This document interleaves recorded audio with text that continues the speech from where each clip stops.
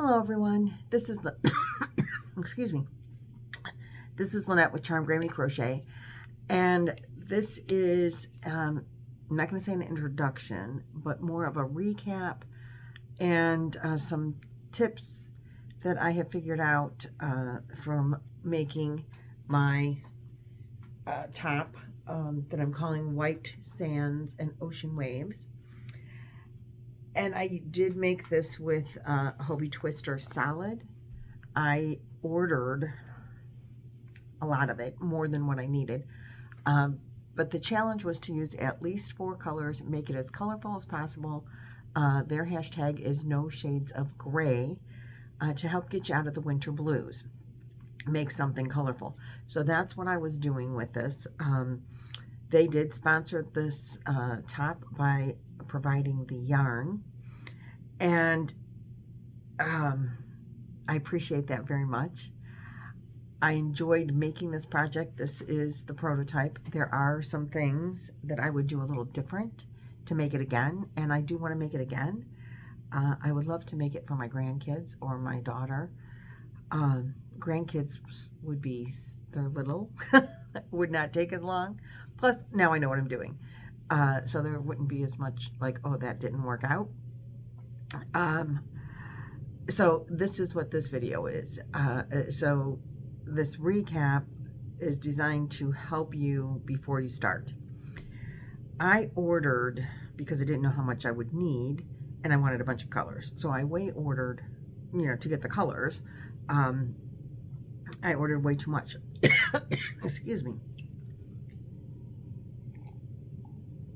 Not as far as having the colors, but as far as I ordered 1,300, I ordered 13 cakes of the Hobbii Twister yarn. I didn't want to run out and then, have to get more and not, then be short on time because I had to stop. And I will say, this yarn, I love working with it. It's comfortable to wear. It's lightweight. You don't know you have it on, but yet it does add some warmth, but not overwhelming. I could wear this in the summertime, unless it's like 99 with 99 degrees and 99% humidity. The yarn is very thin, so your stitch definition is fabulous. And as I said, it's lightweight, it's soft, it runs through your fingers really nicely. The only thing I had trouble with as far as the yarn goes, which isn't the yarn's fault at all,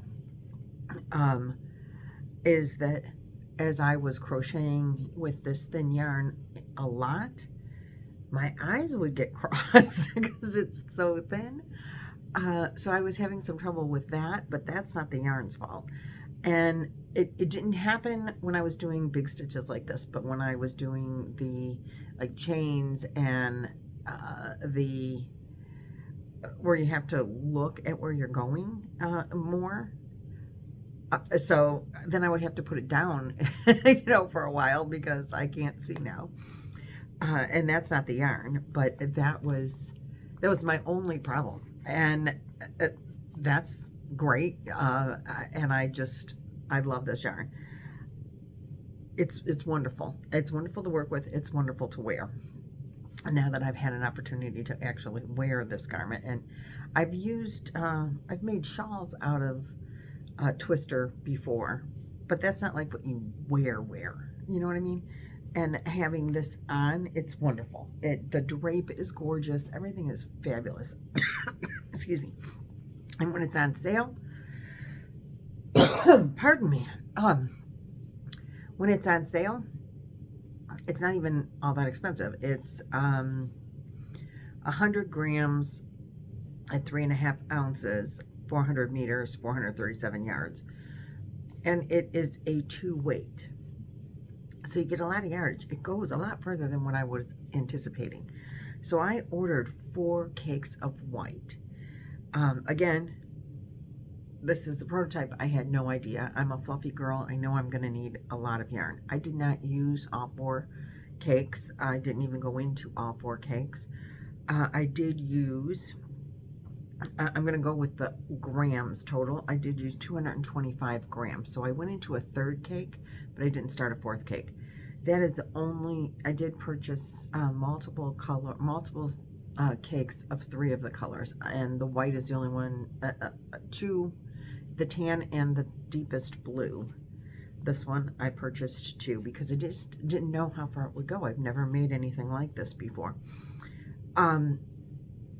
So I feel bad that I ordered from them more yarn than what I needed as far as quantity of some of these colors. But that just gives me enough to make something for my granddaughters, the little ones. So I think I'm going to try to do that over, the next few months. Not rush it in. And it really, if I could just like have sat down in a couple of weekends, I probably could have made this, but it's been kind of hectic this year for me so far, with the broken arm and whatever, life. So that being said, and trying to figure out how to do it, it would be a much faster piece of work for me now, now that I've done it and have an idea. So enough of that rambling. I did want to tell you though, in total, over all the different colors, I have 1, 2, 3, 4, 5, 6, 7, including the white. I have 8 different colors of yarn, and I used 556 yards or ounces of yarn. 225 of them were white, so the other colors then were like 325-ish, 326 ounces, which not ounces, grams, sorry. I used 556 grams of yarn. 225 grams were white. So the other 7 yarns, like this one, I barely used any. It was just an accent color, but it was fun to throw it in. The coral here, the flamingo color, I didn't use a great deal of that either. It's just trim, but it was just nice to throw it in. So if you wanted to make this, by all means, use all the colors that I used. If you're making it for someone smaller than me, you'd probably get away with 2 cakes of white, and then 1 of all the other colors that I used for sure. But I needed 556 grams of yarn, which translates into just under 20 ounces in a 2-weight. So that being said, that's the yarn usage. That's important to know if you're ordering yarn to make a specific project, or if you're looking to see if you have enough yarn in your stash, because you don't have to make it the way that I made it. You can, as far as the colors go, if I were to make this again, or when I make this again, when I make it for my grandkids, I'm going to crop the top. So on me, this part, here, let's see if I can stand up. There are pictures you'll see, but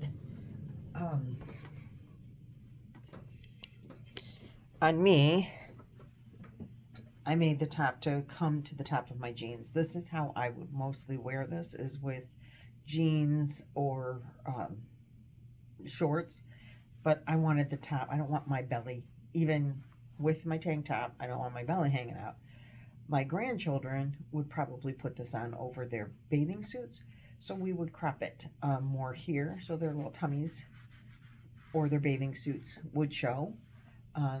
It would look fantastic on Chloe that way as well. So this would be shorter, and I did 28 rows for the top of the V-stitch, and I did a front panel and a back panel, crocheted the shoulders together, and then when it was under my chest, just like hanging it over, it was under my chest, that's when I started going in the round and connecting the 2 panels together.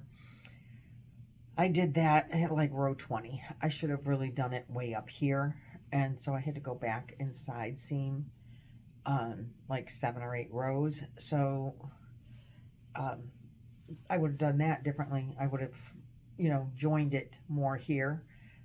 But again, if I was making it for the grandkids, um, I would put it together and do, like, I would cut it off here and make the skirt come up higher like this on them. Um, and so as far as the top goes, that's pretty much the only change I would make in the top. I think I did pretty good at guessing what to do there. Now for the skirting, there's a couple of changes that I would make.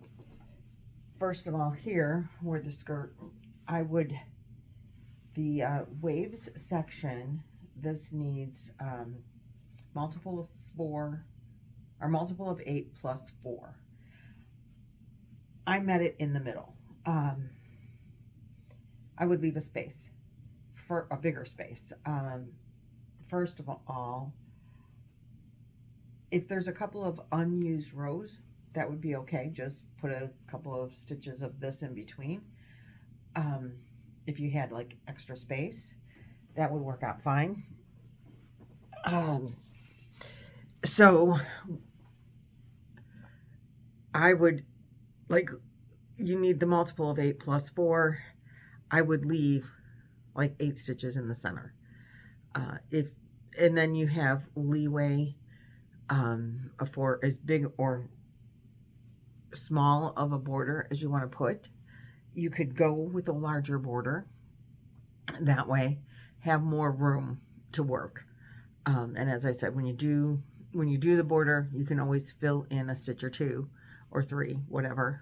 There is a lot of room for, if you make a mistake on the way the waves go, that's fine. I did a couple of times. It's weaving this way and supposed to go like this, and I get here and I'm already here. I just changed it.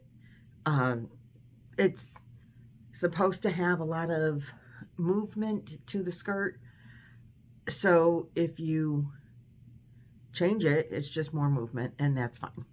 So I would never sweat that. I'm trying to see, I wrote notes. Oh, at the beginning of the skirt, I decreased like 1 stitch on each side for a couple of rows. I would do that completely different. I would decrease 4 stitches on each side every time, because in my head it opens wider faster and kind of curves more, and I didn't get to that point before it was to the length that I wanted it to be, and I really didn't want to go any longer because I didn't want to end up like stepping on it if, you know, going downstairs and things like that. So I had to end it, but I would definitely go 4 each time, because I also found I was afraid of it like looking choppy, but the way that the border goes on, it's going to look smooth either way. Anyway, the border is going to smooth out any choppy from going too deep of decreases.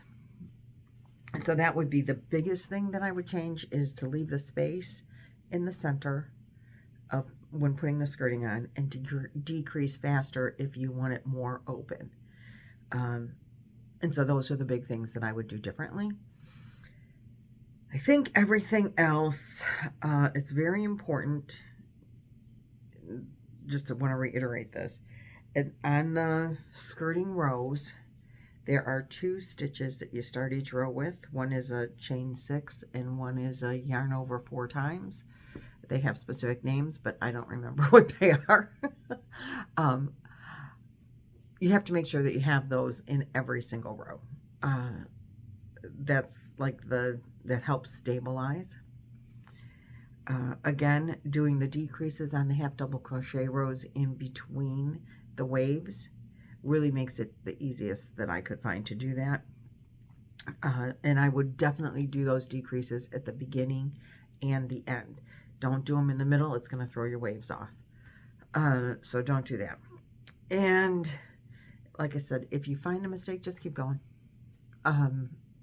There's so much to it that it's not going to, you know, you added a stitch, you shorted a stitch, just fix it as you go. It'll be fine. It's got a lot of forgiveness in here.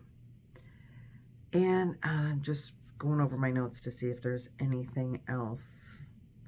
I think the rest is pretty good. I'm pretty proud of it. There will probably not be a written pattern because I wouldn't even begin to know how to do that.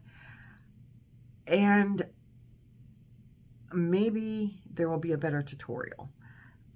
What I have here is more of a direction, a recipe, as my friend Jaxie likes to call it, and a demonstration on how to do the stitches and how I put it together. When I show this to my daughter-in-law, if she's not going to put it on my grandkids, I'll make one for Chloe. She'll love it. I pretty much think she will.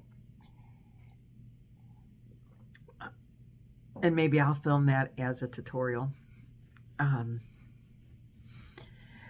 know, a complete tutorial. But I think you can get through it with what's there. If not, email me if you want to try this.